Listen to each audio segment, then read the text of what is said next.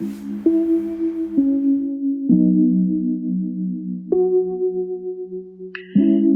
avec un cœur lourd mais débordant d'amour que je prends la parole pour partager avec vous les pensées qui habitent mon esprit et les émotions qui dansent dans mon âme. En cette période où notre société semble se perdre dans l'individualisme, je ressens le besoin impérieux de vous parler de l'essence même de l'amour, une quête profonde qui a pris racine en moi. Dans cette dualité poignante entre une croissance intérieure florissante et le poids accablant de voir le monde s'écrouler sous le poids de son auto-centration, je trouve un écho aux paroles sages de saint Antoine de Padoue. Celui qui se perd dans sa passion perd moins que celui qui perd sa passion. Ma souffrance, bien que difficile à exprimer avec justesse, est une réalité physique et douloureuse. Chaque battement de mon cœur semble résonner avec la discorde du monde, créant une symphonie de tristesse et d'incertitude. Comme le dit sainte Élisabeth de Hongrie, il vaut mieux être le plus petit, le dernier de tous, le serviteur de tous. Ma quête intérieure est imprégnée de cet humble esprit cherchant à être le serviteur de l'amour véritable au milieu de la tourmente. Il fut un temps où, dans un acte de foi et d'aspiration à la rédemption, je me suis engagée dans le baptême. Une tentative de me sauver, de trouver un refuge au milieu des tumultes de la vie. Cependant, au fil du temps, il est devenu évident que le salut individuel, bien que précieux, ne peut pleinement s'épanouir s'il n'est pas inscrit dans une quête plus vaste, dans une communion avec les autres âmes qui partagent ce chemin complexe de l'existence. Cette question qui parfois m'amène à me penser si je plonge tout doucement dans la folie, me permet aussi de comprendre que se sauver seul, comme une île isolée dans un océan tourmenté, perd de son sens lorsqu'on réalise que notre salut est intrinsèquement lié à celui des autres. Comme le souligne Zundel, le Christ nous apprend que notre humanité ne peut être pleinement réalisée qu'en communion avec les autres. C'est dans cet élan de compréhension que je ressens l'urgence de partager ce qu'est l'essence même de l'amour, une force qui transcende les limites du personnel et qui s'inscrit dans le tissu de nos relations humaines. Être heureuse, être dans la joie seule, ça me semble compliqué. Sainte Trinité, je t'adresse cette prière. Au nom du Fils, du Saint-Esprit. Amen. À toi, Sainte Trinité, je t'adresse cette prière pour la renaissance de l'amour véritable dans mon cœur et dans chacun des cœurs qui battent.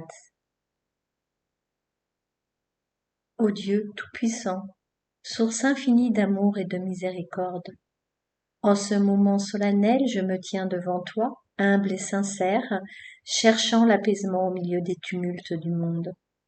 Je me tourne vers la Sainte Trinité, trois en un, symbole de l'unité et de la plénitude divine, dans l'espoir que ma supplication atteigne les hauteurs célestes. Ô Père céleste, Créateur de l'univers, toi qui as tissé chaque fibre de notre être avec amour et intention, je me prosterne devant ta grandeur infinie. Regarde la souffrance qui sévit dans notre monde, les fissures qui se forment dans le tissu de nos relations. Permets à ta lumière de pénétrer ces ténèbres, de guérir nos cœurs meurtris et de faire renaître l'amour véritable qui émane de ta nature. Seigneur Jésus-Christ, Sauveur du monde, toi qui as porté sur tes épaules la croix du salut, nous implorons ton intercession. Que le sens profond de la croix soit gravé dans nos consciences, rappelant que le véritable amour exige le sacrifice de soi, enflamme nos cœurs de cette charité divine qui dépasse les frontières, les castes et les préjugés. Que ton exemple de lavement des pieds résonne comme un appel à l'humilité et à un service désintéressé. Esprit Saint, souffle divin, insuffle en nous la vie nouvelle de l'amour, viens comme un vent rafraîchissant balayant les vestiges de l'individualisme et de l'indifférence, sois la flamme qui réchauffe nos cœurs, dissipant les ombres de la division, que ta sagesse nous guide dans la compréhension profonde du commandement de Jésus. Aimez-vous les uns et les autres. Inspire en nous le désir ardent de vivre selon cet impératif divin, rétablissant ainsi la fraternité qui transcende toutes les barrières. Divine Trinité, dans notre unité, je dépose cette prière. Que chaque mot résonne comme une offrande sincère, un écho de l'aspiration collective à la renaissance de l'amour véritable, que cette supplication, élevée avec foi et humilité, trouve écho dans les cieux et suscite une intervention divine. Que la flamme de l'amour nouveau brille à nouveau dans nos cœurs, consumant toute indifférence, égoïsme et division. Puissions-nous, en tant que famille humaine, être renouvelés dans l'amour, guidés par la lumière de ta grâce infinie. Amen.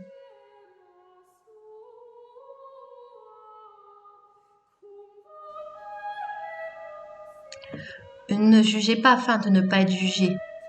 Matthieu 7:1. Ces paroles résonnent comme un rappel poignant de l'importance de la retenue dans nos jugements envers les autres. Cette fraternité, cet amour ne peut pas exister. Si le jugement existe, pas ce jugement critique qui nous permet d'évoluer, de grandir, qui se fait vraiment dans un échange, qui nous permet d'entendre et de recevoir, d'accueillir la critique. Non, cette critique, celle qui se joue derrière, c'est ce qui se joue dans les couloirs, celle qui se joue dans notre famille, dans notre relation amicale, sur nos terrains de travail. Trop souvent, donc, au sein de la famille chrétienne, nous sommes enclins à porter des regards critiques sur nous, entre frères et sœurs du Christ, entre bénévoles, sur nos prêtres. Nos jugements et interprétations, souvent hâtifs de l'amour de Dieu, peuvent contribuer à la déchirure de la fraternité que nous sommes appelés à vivre. Connaissons-nous mieux l'amour de Dieu que l'autre pour dire que notre interprétation fait qu'on critique l'autre parce qu'il n'aime pas comme on pense qu'il doit aimer. Saint François d'Assise, avec sa simplicité inspirante, nous rappelle: commencez par faire ce qui est nécessaire, puis ce qui est possible. Et soudain, vous faites l'impossible. Au quotidien, nos plus petites remarques et jugements, parfois sans réfléchir, participent à cette déchirure de l'unité que Dieu souhaite pour sa famille. Souvent, nos peurs de la différence se transforment en critiques. Alors, nous oublions que chacun porte des fardeaux que nous ne pouvons pas comprendre pleinement. La famille, l'histoire, la culture, notre expérience de vie, nos fardeaux, ce sont quelque chose qui peuvent être difficilement compréhensibles pour les autres.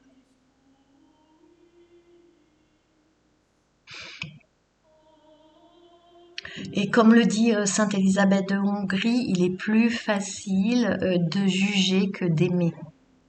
Juger, mais en position de supériorité, mais l'amour oblige à s'abaisser. En quoi pensons-nous que le fait d'être dans un statut de supériorité, de savoir, de sachant, parce que on a un statut, on a un âge, on a une expérience, une formation, fait que nous aimons correctement, que nous savons correctement.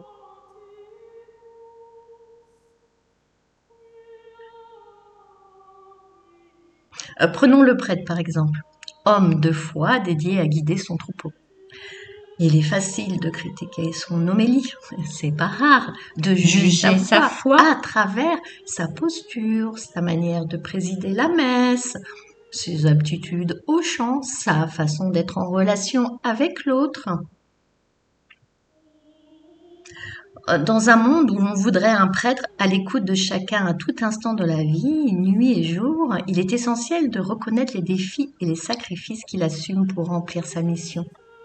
Les attentes souvent irréalistes peuvent peser lourdement sur son âme dévouée.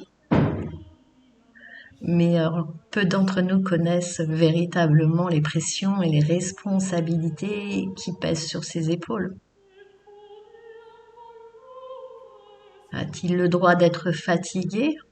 A-t-il le droit de se reposer? Le prêtre, en tant que guide spirituel, est confronté à des exigences multiples, jonglant entre la pastorale, les sacrements, l'enseignement et le soutien aux membres de sa communauté. Les critiques superficielles peuvent négliger la complexité de son rôle et le dévouement constant qu'il offre à la communauté. Un prêtre doit-il savoir parfaitement être parfait dans tous les domaines, dans les domaines où on lui demande d'intervenir? Saint Antoine de Padoue nous encourage à être bon avec les prêtres. Le prêtre a une grande puissance, il est tout de Dieu. Votre famille a été formée par Dieu par les prédications du prêtre. Saint Antoine de Padoue. Être bon avec les prêtres. Le prêtre a une grande puissance, il est tout de Dieu. Votre famille a été formée par Dieu par la prédication du prêtre. Alors, cette puissance dont parle Saint Antoine de Padoue, c'est pas de la domination. Parce que bien sûr, on pourrait interpréter facilement, surtout aujourd'hui, dans la société actuelle, avec tout ce qui est autour des prêtres. Voilà, on peut se dire, oh là là, la puissance, il est tout de Dieu. Cette puissance dont parle Saint Antoine, ce n'est donc pas une domination, mais une responsabilité sacrée, de guider les âmes vers Dieu. Il a cette responsabilité, c'est avant tout ça, guider les âmes vers Dieu. Reconnaître et soutenir nos prêtres dans leurs moments de faiblesse et d'incertitude renforce l'unité de la famille chrétienne, permettant ainsi à la lumière de l'amour divin de briller davantage au sein de notre communauté. Quant aux bénévoles qui donnent librement de leur temps, parfois de façon pleine, sans que nous sachions ce que les bénévoles les uns et les autres, là où nous intervenons, on se croise peut-être dans une sacristie, dans une association. On ne sait pas ce que vit ce bénévole. Qu'est-ce qui fait que il va donner un temps et que en fait son temps, cet temps qu'il donne là, derrière, pareil, qu'est-ce qui se joue pour ce bénévole? Voilà. Quelle force, quelle énergie, qu'est-ce qu'il donne? Il donne du temps, pour lui, pour pouvoir vivre Dieu en lui. Il donne pas du temps pour rendre service à une personne. Non, le bénévole donne du temps pour vivre Dieu en lui, pour avoir Dieu en lui, pour pouvoir le recevoir, je donne. Pour pouvoir recevoir Dieu, je donne. Je donne pas pour un tel, je donne pas parce que ceci. Non, je donne pour recevoir Dieu en moi. Sainte Thérèse de Lisieux nous rappelle, sans l'amour, les œuvres les plus éclatantes ne sont rien. Ne pas oublier pourquoi le bénévole catholique donne, il donne pour recevoir Dieu. Il accueille Dieu, il ouvre son âme et son corps à Dieu, dans le don. N'allons pas chercher s'il fait bien ou si mal, s'il y a une erreur commise dans son comportement, on lui fait remarquer peut-être qu'en plus c'est nous qui nous trompons. On ne le critique pas par derrière parce qu'il a fait de telle manière ou de telle manière. Plutôt que de critiquer, reconnaissons et apprécions le dévouement de ceux qui servent avec amour. Il est temps de reconnaître que notre famille catholique, au lieu de juger, doit se concentrer sur l'essence même de notre foi, l'amour. Cela commence par la simplicité d'accueillir, de comprendre et d'aimer vraiment, sans jugement ni critique. Cherchons à pratiquer l'amour au quotidien, mais dans nos familles, nos paroisses et au-delà. C'est avec une humilité profonde que je me tourne vers vous, mes chers frères et sœurs, en vous partageant avec sincérité. Je me trouve être la première à m'abaisser à des commentaires critiques, à des jugements qui ne reflètent pas l'amour que nous sommes appelés à vivre.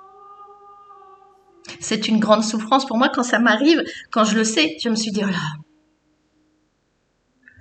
je le ressens, je pars avec ça, je ressens ma faiblesse. Et quand j'ouvre mon cœur à de tels commentaires, ça me plonge dans une détresse intérieure bien plus importante que si c'est moi qui reçois la critique. Ouais.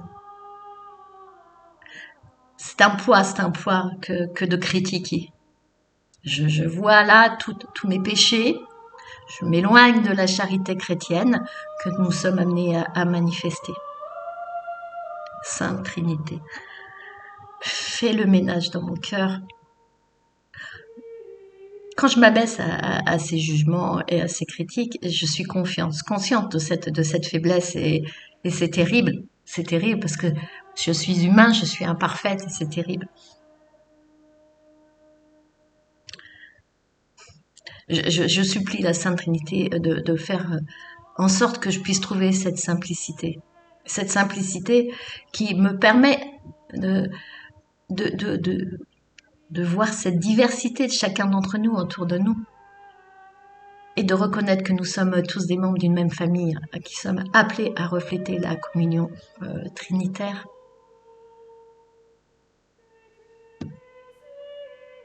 Que la lumière de la Trinité éclaire nos cœurs et guide nos actions, afin que nous puissions vraiment vivre la fraternité dans l'amour véritable. Aimer vraiment, c'est écouter avant de juger, comprendre avant de critiquer, c'est reconnaître la beauté dans la diversité de chaque âme. Une personne qui peut avoir un tempérament un peu fort et tout ça, c'est facile de la juger, dire « Oh là là, quel caractère elle a !» Mais regardons de plus près, si cette personne n'avait pas ce caractère a permis à cette personne de faire telle chose ou telle chose. Reconnaissons déjà ce que chacun d'entre nous fait de bon et de beau. Ok. L'impulsivité peut amener à avoir ses défauts. Mais l'impulsivité peut nous permettre de créer également. Voyons cette création. C'est reconnaître la beauté dans la diversité de chaque âme, c'est offrir la main de l'amitié plutôt que de pointer du doigt. Prenons conscience de nos paroles, de nos attitudes et soyons des instruments d'ouverture à l'amour divin. Que la lumière de l'amour de Dieu éclaire nos cœurs et guide nos actions, afin que notre famille en Christ devienne un témoignage vivant de l'amour véritable. Que la flamme de l'amour nouveau brille à nouveau dans nos cœurs, consumant toute indifférence, égoïsme et division. Puissions-nous, en tant que famille humaine, être renouvelés dans l'amour, guidés par la lumière de ta grâce infinie. Seigneur. Amen.